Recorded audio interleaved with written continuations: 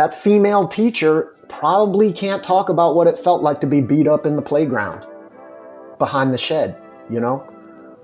She can talk about a lot of things. She probably can't talk about that, you know? And we got a lot of young boys dealing with that stuff, and they need these male role models. They need men in their lives to put some boundaries up and be like, this is what it means. That's right. This is why you're important. This is how you are the answer. That's right. You are the solution to the rape culture. You are the solution to gun violence, right? It is male teachers. We're the ones who have the ears of these young people. It's us or it's music, and that's capitalism. That was the voice of this week's guest, Trevor Slater. Trevor is a 17-year teacher, founding faculty member at the Harpswell Coastal Academy, and a former director of special education. He's worked in some of the most progressive and alternative schools in Maine, and now that he's on the West Coast, he's in his 4th year at the East Bay School in Berkeley, formerly called East Bay School for Boys. Trevor is a deep, deep thinker, and he has thoughts on what it means to be a male in education, especially teaching 21st century boys. And I'm really excited for you to hear from him. So in today's conversation, we discuss 1, single gender education and removing the performative pressure on boys and young men. 2, when and where is the right place for experimental and progressive education. 3, teaching young men during the Trump phenomenon, which we find ourselves in a second cycle of this. And 4, the cultural effects of boys being educated directly by YouTube, TikTok, Instagram, and all other platforms out there in the world. So are you ready? Take out your notes and let's start the show. As a male educator at your school site, it can get lonely. Only 23% of K-12 educators in America are male. And just think about what this gender gap means for your male students.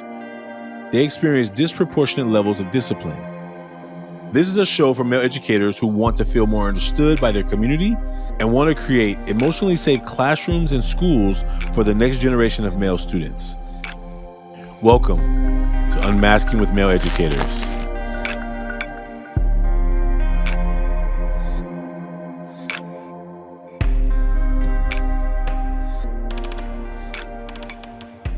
Trevor, will you tell folks what you want them to know about you? Like what information will be helpful for them as we get ready to jump into these masks, but as we talk about this education, and what information will help them know what's brought you here today? Man, what brought me here today, I think, is that, in part, I have known I was going to be a teacher since I was like a little kid. Like, even in a way, like when I was in middle school dreaming of playing in the NBA, I still think I knew I was going to be a teacher of some kind. I just didn't know what kind, right? Like it was coaching or outdoor experiential education or classrooms or whatever. But I think primarily that's what brought me here is I've been called to teaching since I was a little kid. My senior year in high school, we were able to do an internship for 1 quarter of our senior year. And I went and worked with a 2nd grade elementary school class. So like from back then, I was drawn to working with young people. So I think in the end, that's what brought me here, caused me to run into you, got me on a podcast here. So it's been a lifetime of educating and being educated. That's so great. That's so great. Thank you for that. I thank you for that. Thank you for that. I think you're the second person who I met who had that dream from a kid, and so I have a friend who I'm going to introduce you to at some point in the future, because that's his journey of like, yeah, this is what I wanted to do. And as a person who came to teaching, who teaching called me later, like maybe it was calling me earlier, but I think I was born in a community where teachers weren't respected. They weren't. They were just, my mom was a teacher, so I respected her, but in our schools, teachers weren't, so it was more just like, that's not going to be me. Right. But so thank you for that. And, I wish that there was ways that we could alive in more young people, that they want to be educators. Now, sadly, we have a situation with education in this country that doesn't really often take care of educators the way I think they should. And so it's hard to like convince somebody to, oh, go take this job. And yeah, you're gonna be paid not very well. You can be blamed for all the problems where schools are messed up, and we're gonna expect you to not only teach but coach and mentor and clean noses and put band-aids on scratches and social emotional, all the levels of all the stuff while you teach science. You know what I'm saying? And don't miss a day of the curriculum, and all the ways that the pressure sometimes seems to be from people who apparently think they're smart or are told they're smart, but they do some of the most wild things in education that you're like, I'm having to question some of your intelligence, like, and so thank you for being a part of this conversation. Yeah, for sure. Do you want to start with the map? Who would you like to start first? Do you want me to start first, or do you want to start first? What feels good for you? So what we'll do is talking about the mask. Yeah, I can start. You want to start? Okay. Yeah, well, sure. How about you do front and back, and then I'll do front and back, and then it'll lead us into this conversation. The front of my mask is it's this confident mentor, right? Like, people see me as very stable, consistent, and I try to present that to the world. And the other thing about being a teacher, right, is like that thing about being on stage all the time. You are on stage all the time, in front of adults, in front of kids who see right through you, and you're expected to be an expert. So that's the other thing, like right now I'm a math teacher. I'm a math novice, but I'm supposed to be a content expert, and I would say I'm a middle school math expert.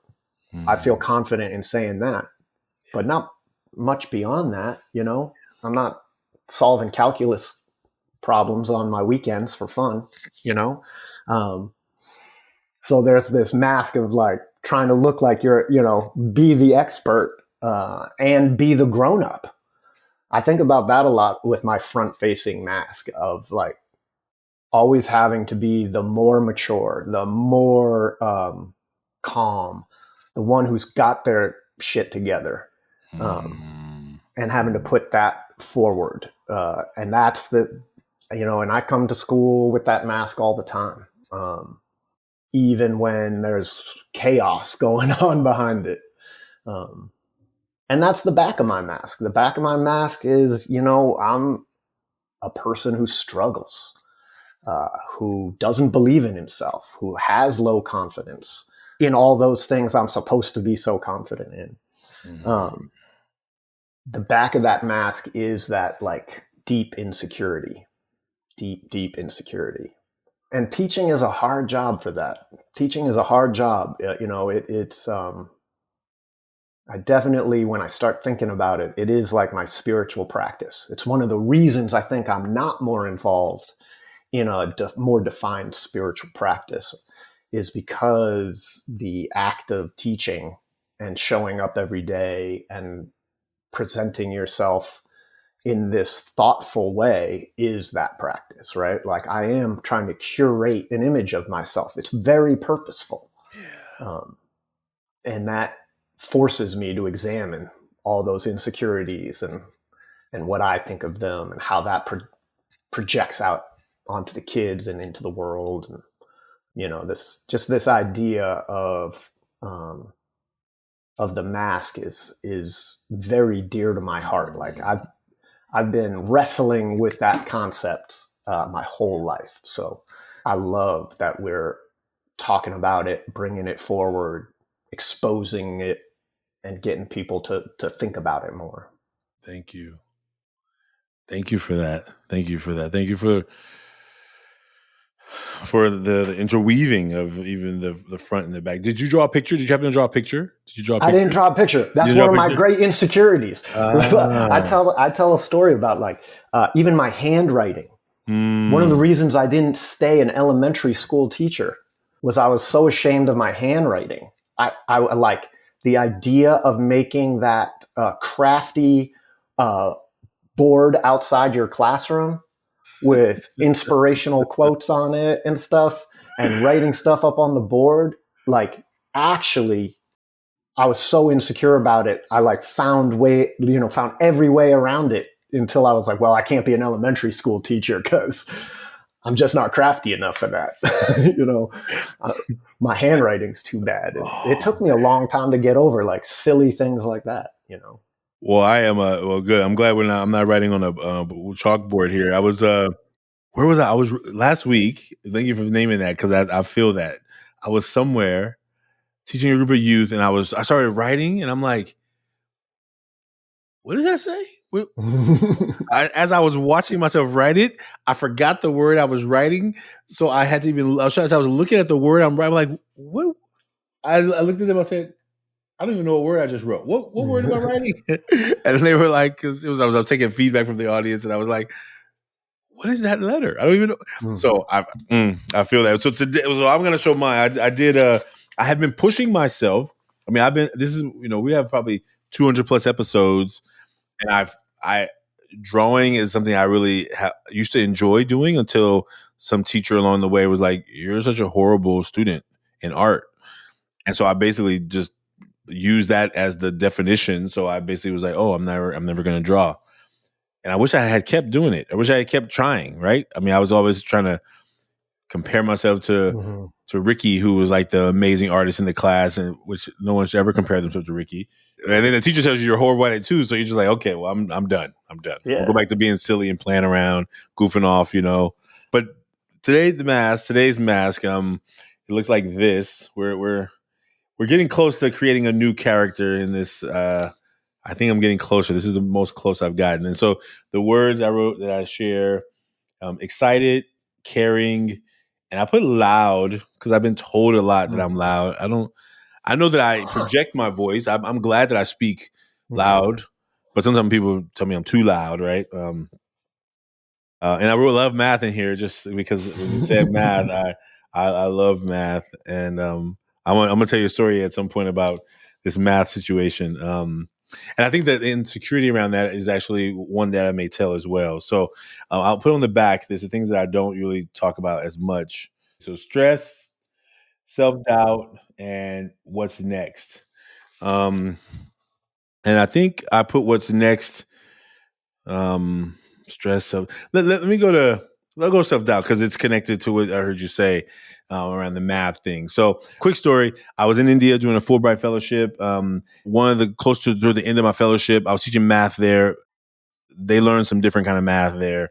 And I had to put I was day one, I was studying for 2 hours to figure out how to teach this lesson.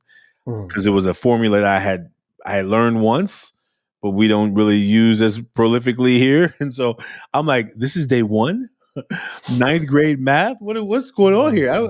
And so I had to prepare. So I realized that this is going to be a whole new cycle. So for 7 months, I was doing homework every night, trying to make sure that I could present the feeling of not being worried and being ashamed or that I don't know enough. So we're on this trekking trip. I got invited to this trekking trip to the mountain. It was Mysore, a place called Mysore. It's like the mountains. And it was with the 11th grade class, 11th standard class. No, 10th standard class. So that's like 9th grade, 10th grade, 11th. Now we're on the bus. We're on the train. It's like at night. And these students, as I come around the corner, I'm walking because they're filling up the section of the train. I come around and the students are all huddled over this magazine. Now I'm like, got him.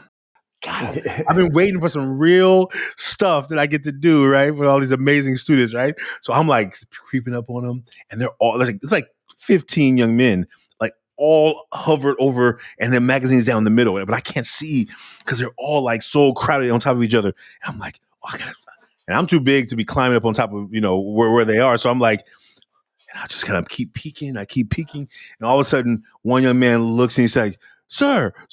And so when he says, sir, everybody turns. Now I'm a math teacher. So they're like, sir, come here. Right. And now most teachers are over with the teacher section. They don't hang out with the students. They don't walk around, I said, what's going on? So I go in there thinking I'm going to see this magazine that all these teenage boys are hovered over. It was a math study guide for the IIT test. And I felt so shocked in Yeah. so many of the probably the wrong ways. Like, why am I so shocked that they're hovering over a math book, a math magazine? And then they wanted me to talk about math. And I'm like, it's like, sir, we have a doubt. This is their word. We have a doubt. Will you help us with this? And I was like, I don't want to talk about math right now. Like, I Yeah. thought we were going to talk about something more, something different. Like, I thought we were going to have a different conversation. And now that say, oh, I could not solve what they were trying to solve. I had no idea what the half of the words were in the thing they were trying to solve. And I was like, you know what? I'm going to go back over where I was sitting. I'll see you all later. Okay, sir. And they went right back to it, like on a train on a Thursday night on a school trip. And my mind would never forget that day of like feeling like I don't even know how to talk. I don't even know what they're saying. I don't even know what these words mean. They've tried 18 solutions. I can't even explain why the solutions are wrong because I don't even know what they're trying to do. And I'm trying to like, how do I fake this enough to not lose faith? Anyway, that's a longer story than I plan to tell you, but I feel that I have felt that, and I know the feeling sometimes. So thank you. That's funny. Like all the things that went through my mind of what they could have been looking at, right? And like I kind of knew where the story was going, but I'm thinking of all the kids I've worked with and how hard that can be as a teacher, right? Like I spent a lot of my teaching career working with kids who didn't want anything to do with education, right? So like if I found the group of kids huddling around a math book, I'd be like, oh, what did we do? Yeah, we did it. All right. We've reached the mountaintop. And then you run into these kids who are just so eager to learn and are such good students. Like those kids intimidate me. I'll take the street kid who wants nothing to do with school over the super student any day. Like the super students intimidate me to death. They're hard because, man, you're like, oh, you're smarter than me already. How do you do all this? Well, teach me something. Here, I'm Yeah. gonna sit down and listen to you, right? So thinking about this education, like, thank you. First of all, thanks for sharing your mask. Thank you for sharing the mask, and maybe as we think about the lens of education with male educators, you and I, and other male educators, but also the young men that we meet in our class, and I don't think you named the school that you are at in your intro, but the school formerly known as It East Bay. was formerly known as the East Bay School for Boys, but we are now the East Bay School and are going to be gender inclusive from here on out. Now that the school dynamic, and I think it will start in the fall, right? It will start pretty much the big majority of the new incoming students. So maybe just as we think about schools and how you've experienced single gender boys school education, maybe for people who don't know, they can imagine, but what's the benefit? Like, why, for those who can't see how there's a benefit? I mean, what have you seen as the benefit of having that school for those boys who it was for in that season? Well, I think the big thing for me is I don't think single gender education is anything special or magic, right? It's your approach to that single gender education. We've had single gender boys' schools forever. They're called military academies, and they're called, these sports schools, these sports factories. We've had programs like these. My interest in single gender education has been to provide a boys' school with a different approach. Yeah. And the benefit is in single gender, it does just break down some barriers. It removes some stressors and some of the performance in kids and in young boys, especially at the middle school level. Where I'm at right now is, they're right at that point of wanting to impress girls, right? And that really does change a person's personality pretty dramatically. And it's not the girls. What ends up happening is all the male pressure around that performance, the courtship performance, it just changes the environment dramatically. In an all boy identifying space, it opens things up. It opens kids up to be able to be a little bit more themselves, and I think stay a kid a little bit longer. Which is one of my messages to everybody I work with is age, maturity will come. Like, hold on to your youth as long as you can. Yeah. I just thinking of that, like one of the things, I don't think I said it, but on my mask is Peter Pan. Is that as a teacher, you're put in this role as not only the adult, but like the ideal adult, right? You're the mentor. Where inside, I feel like more often than not, I feel like a little kid, still just wide-eyed, like I don't know what to do. I still want to be able to reach up and hold my dad's hand and have him lead me somewhere, and just take care of it. And I think in some ways, single gender spaces help kids stay young, because that sexual urge, it pushes people into maturity, and often too fast, in my opinion. And so I think that's one of the big things that it does, is it just relieves that pressure of having to grow up too fast. And you can be a little boy chasing frogs a little bit longer. And I think there's a real value in that, and beauty in it. And yeah, it comes with a lot of things that I wasn't expecting. I think one of the most obvious things you would see is like a different approach to physicality and male affection. Boys piling on top of each other on a couch. I don't know if they would do that if there were girls around. And it's not the girl's fault, right? It would be them on the couch giving each other a hard time about being snuggled on the couch, right? But outside of that pressure and biological imperative, right? In some ways, right? Like, I'm not blaming boys in any way here. Like, this is just nature. But you take away that a little bit, they just get to be themselves a little bit longer, and they don't have to put their peacock feathers up quite as high, quite as soon. We've been doing work there since 2015, I believe. 2015, maybe in 2014. So this idea of like the beauty of that space for those boys to they left elementary, to then have that space, that incubation space where they get to prepare. Now, there's I've been to a lot of the Bay Area all boys high schools, right? And even though some of them have done like hybrid things where they have either a partner school around the corner or down the block, right? So they do a few engaging things throughout the day. So they mix it in and out, I imagine they find some benefits in that too.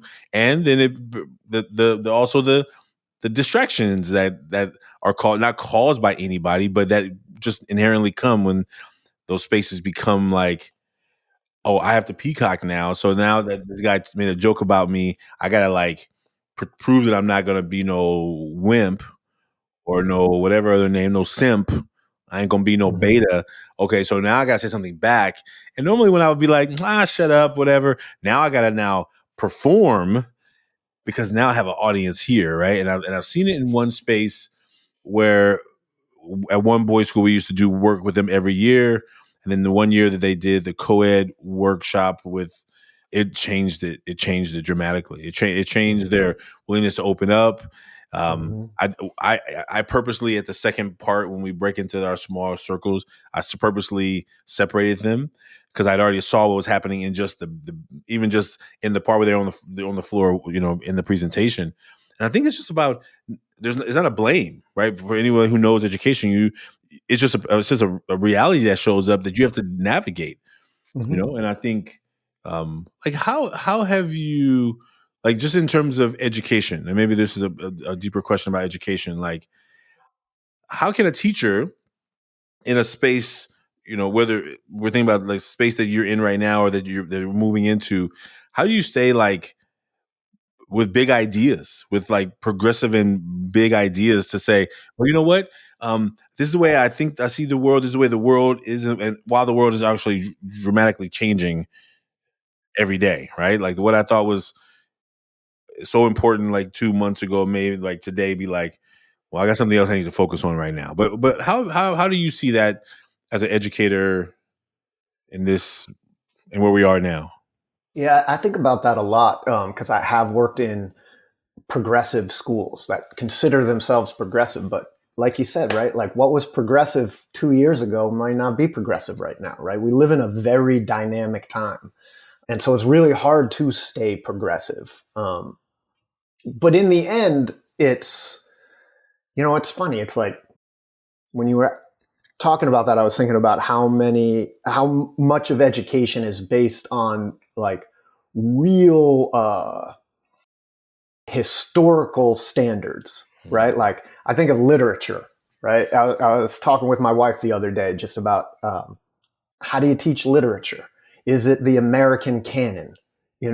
These books that have been decided upon. And when do you decide to replace one of those with a new book?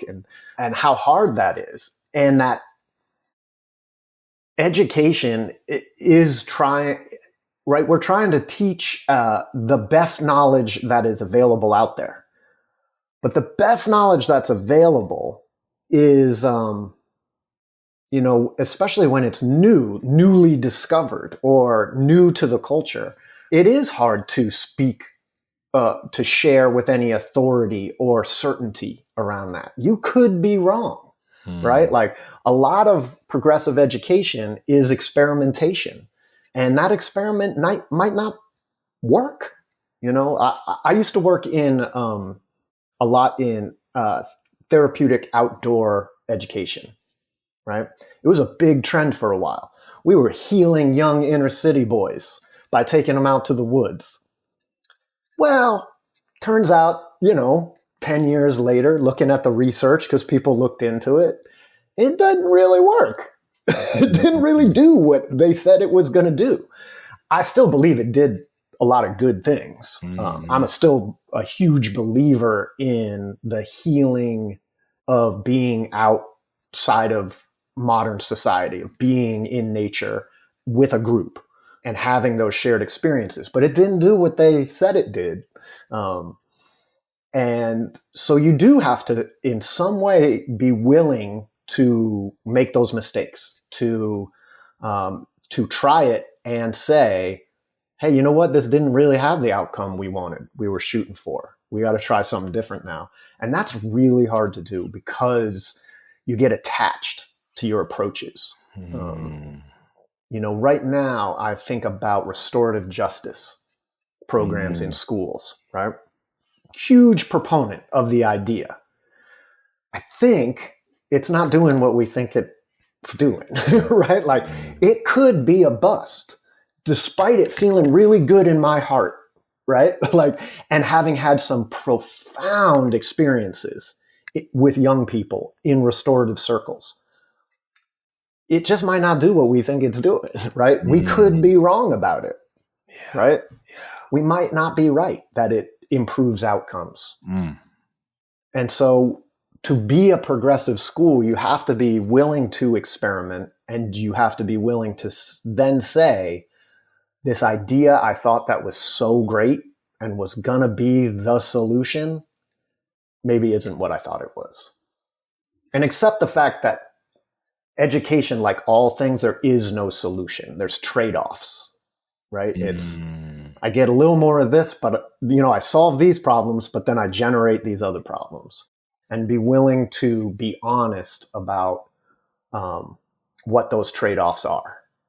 That's really powerful. And that's really hard to do because right, like educators are strong believers, right? Like to stereotype in general, they're strong believers in whatever it is they believe in. They're strong believers, and giving up your belief that something that you thought was so smart and so right, and then being able to say, actually, it wasn't. It turned out Like it was a misapplication, you know?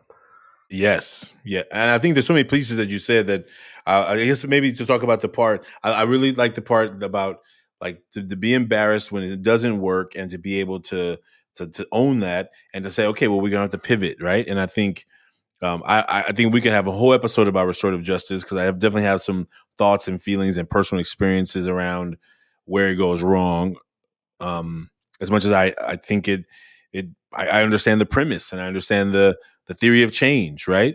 And I've seen it used in a way that does not deliver those things, you know. So, Mm-hmm. man, I feel like I want to jump into that, but because you talked about the education and the trade offs, I think that's when I would like to just maybe spend some time talking about Mm-hmm. because right now, as you know, and as anyone listening to this who knows anything about education under attack. Sometimes I find myself like trying to not say anything wrong, so I overthink my thoughts, and I'm gonna just start being a little bit more free thought thinking right now. Like we know that education is under attack, like it's under attack, and we have people in charge who should not be in charge, first of all, but who are because we have a system of a government that has worked the way it's worked for so long by just a mere belief that no one was going to do anything too obnoxious. So no need to have a bunch of extra rules in place about certain things because no one's ever going to do anything like that. Nah, no one's ever going to do anything. And now that we have someone who's willing to do the things that people thought could ever be done, now no one realizes that there's no rules, and that the rules that are in place, people don't want to stand by them or do them or enact them. And the layers of how many adults are being bullied today in America that we are watching on a daily basis. And you're like, as a middle schooler who was bullied, I know what it feels like. So for Mm-hmm. any adults out there that are feeling bullied, I listen. I feel the pain of dreading the people who are in threats of losing their job, kind of losing their job, being told they're going to lose their job, wondering if they're going to lose their job. Like all the adults who are not who have power actually, who are not speaking out because they're afraid of what somebody's going to say about them on social media. Those people, like the amount of bullying that is happening in our world today, is stunning. Mm. And I think that because we have a system that is hoping that somebody just doesn't make any really bad decisions, we're now getting tested in all those ways. Right. So let's talk about education because I could be careful not to wiggle myself into all the things that are on my feed right now.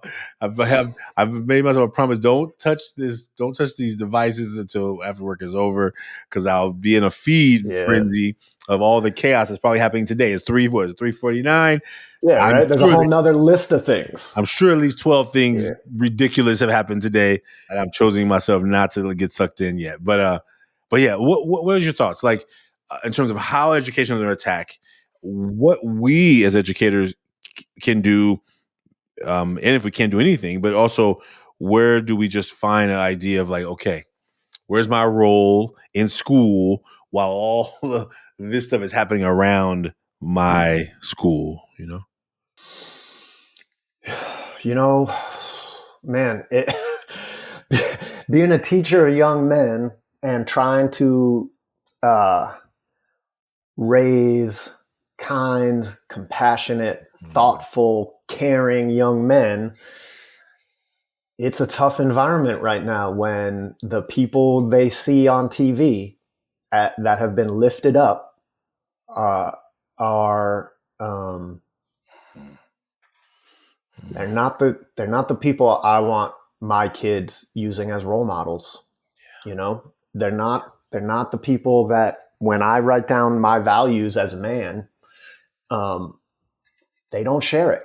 They don't share my values, and that's made it really hard. I mean, the Trump phenomenon is no joke. Have you know, like having a president who is an open misogynist while you're trying to teach young men, respect for everybody is it's hard. It's crazy to have to then be like, yeah, don't call people names, and then the leader of your country is a name caller, like a juvenile one, like not even a sophisticated one, but like he's speaking middle school bully language while I'm trying to talk to young middle school boys about not being a bully. And, that it has not made it easier. That's for sure. Being labeled all the time, working at a progressive school in Berkeley, there's all this like assumption made about what we're teaching and how we're teaching it. And, that I listen to on the radio on my way into work. That's another weird thing about being a teacher is people are talking about you on the news all the time. Like there was a stretch where there was something about teachers and education, NPR, every single day I drove to work in the morning for like a month. I like kept track of it. I was like, oh, they're talking about teachers again. If you're a longshoreman, they talk about you once, maybe twice a year. Like when your contract comes up, you start to hear stuff about the longshoreman. But by and large, there aren't big debates about being a longshoreman, on the radio. And there is about teaching all the time. So it's always on your mind. And I'm always thinking about how to present myself and how to present to the kids, understanding they're growing up in this world, right? That they're growing up with those messages and those leaders, and just how to talk to them about that and be real about it. It is hard. Yeah. Like, how do you say to a young kid, no one's going to respect you if you make fun of mentally handicapped people. Like that's a really low thing to do and you won't get any respect. And then they can be like president. Yeah. Yeah. That makes it real hard. Yeah. They're not helping. Yeah. Yeah. And if we go even further to talk about the philosophy that you just never back down. You never admit you're wrong. You double, triple, 3, 4 times down. You continue moving forward. You put, you must have. And when you confront me with something that I did that you don't think, I'm gonna tell you what other people did. Well, they. We're not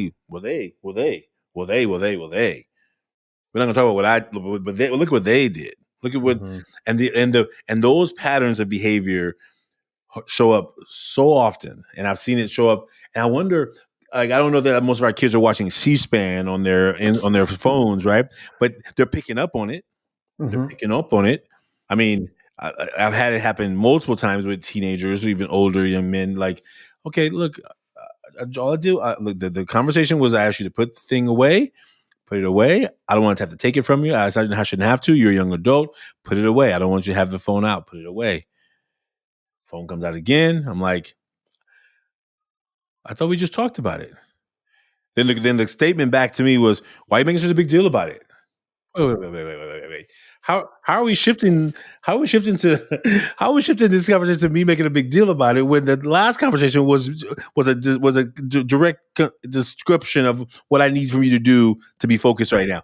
And I think and I have to be careful because I watch this stuff happening and in real time, I'm like, oh man, I want to be smart.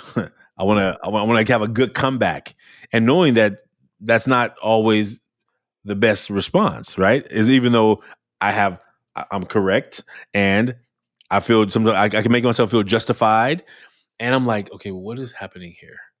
Why are we having a debate about something that is about the ask of you to how show up, how I want you here?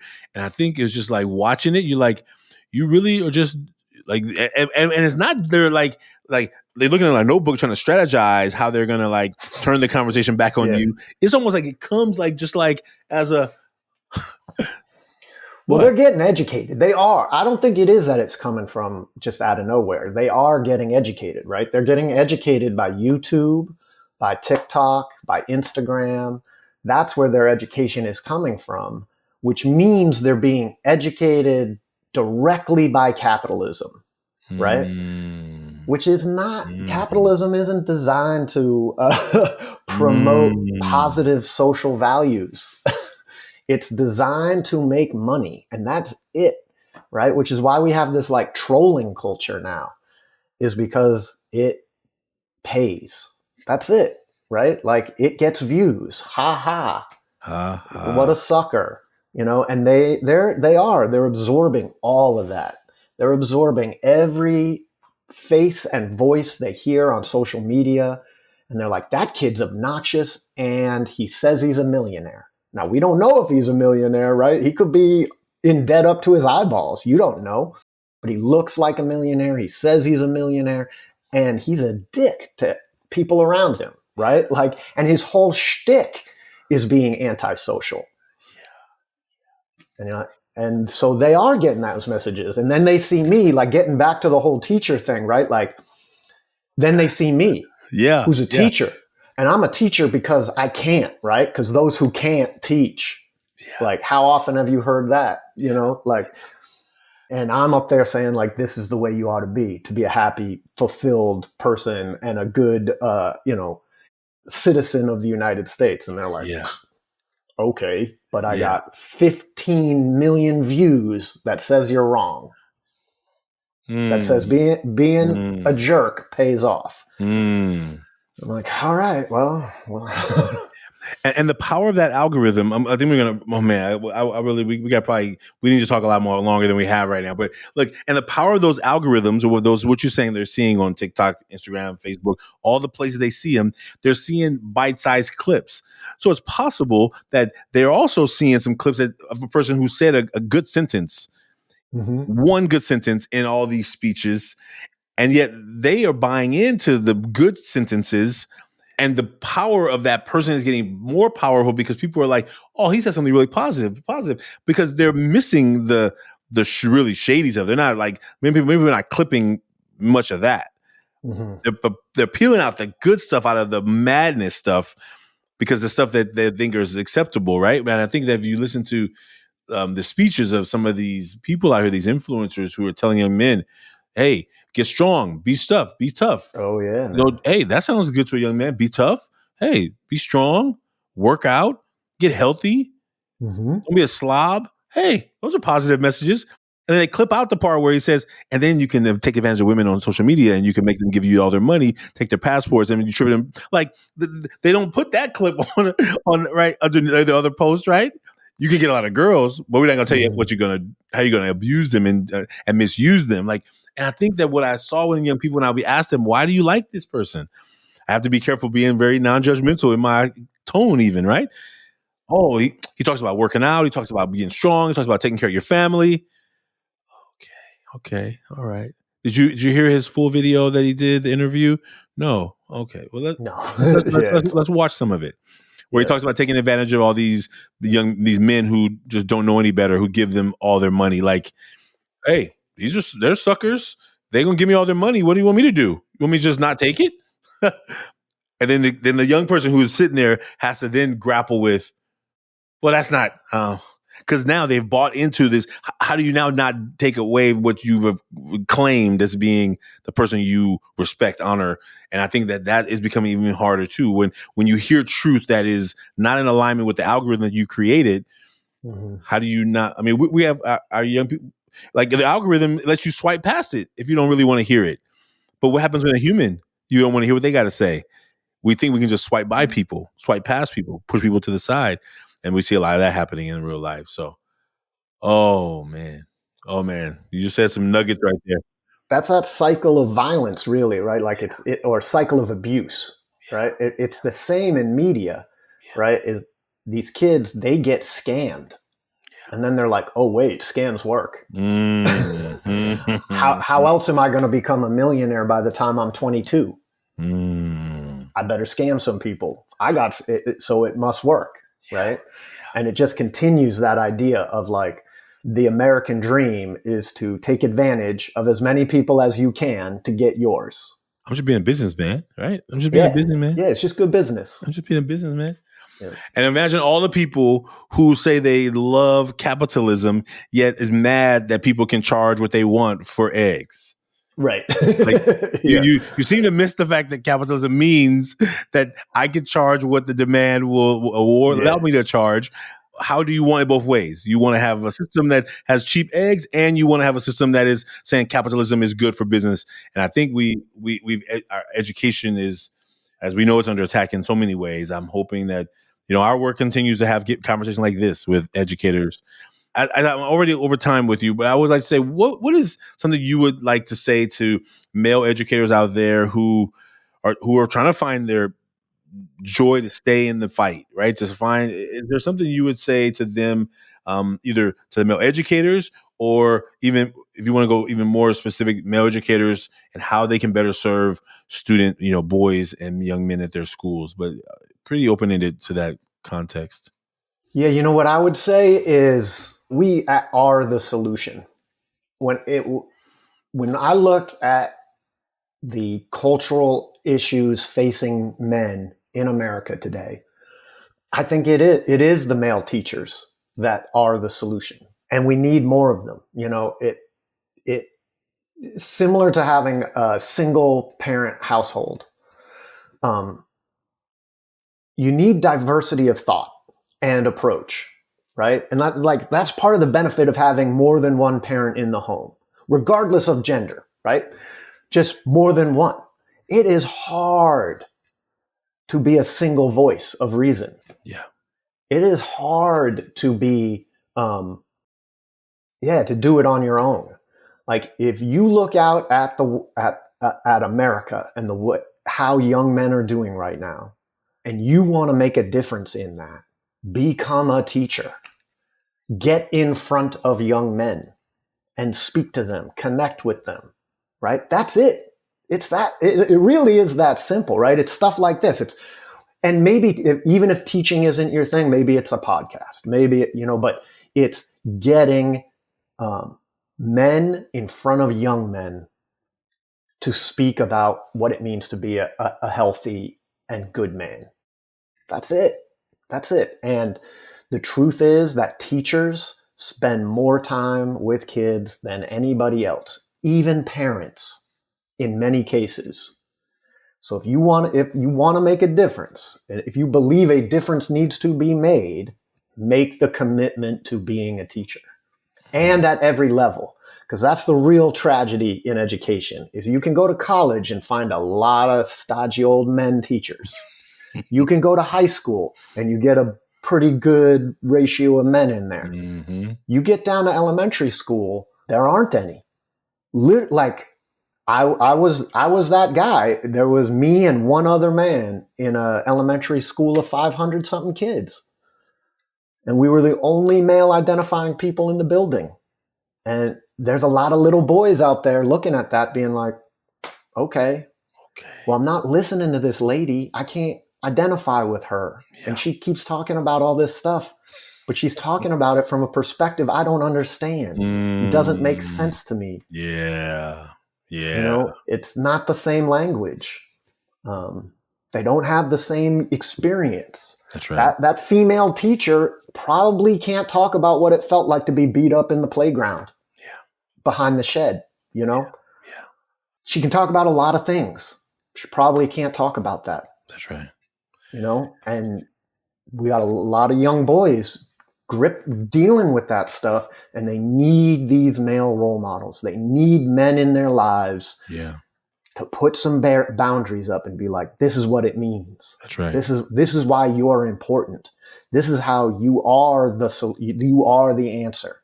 That's right. You are the solution to the rape culture.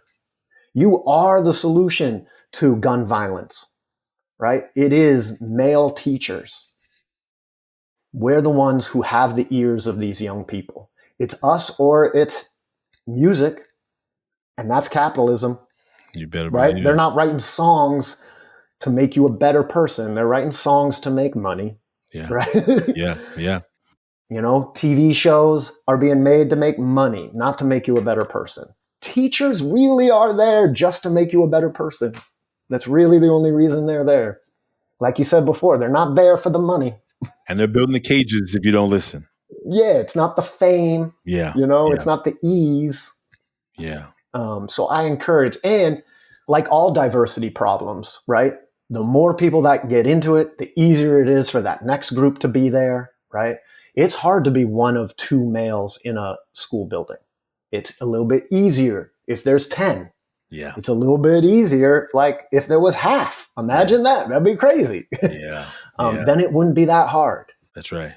That's right. So I just kind of want to proselytize to try and get more men to commit to teaching and education and understand how powerful it is, like how much power you really do and influence you really do have. And it's hard to sell because it's not obvious. It's not, you can't put a number on it like a bank account. Mm-hmm. There's not a scorecard that's easy to be like, you're the best teacher in the state. Like, how do you measure that?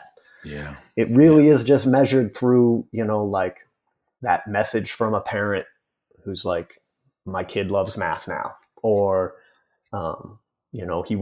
he's looking forward to going to school now.